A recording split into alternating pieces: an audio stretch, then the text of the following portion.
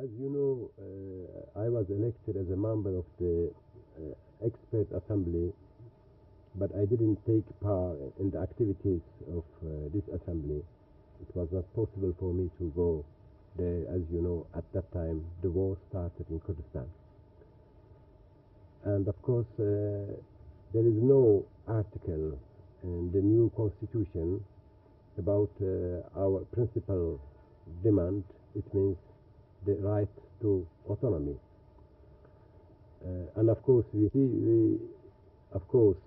after the ceasefire we were ready and we are still ready to cooperate with the government, especially with Imam himself, but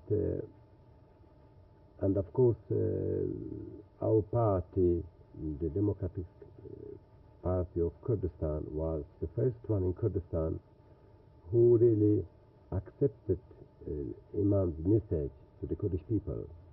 But I am sorry that in this message we didn't see the word of autonomy, or the promise, as you say, of autonomy.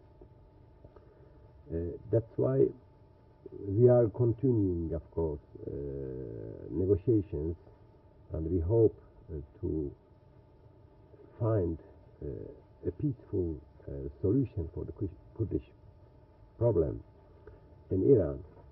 But we are.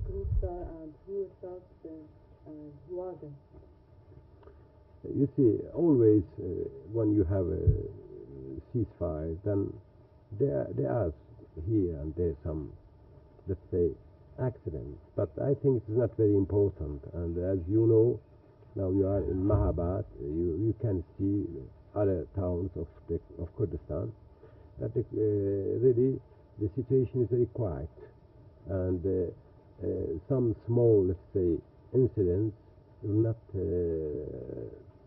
be a reason to say that there is no ceasefire.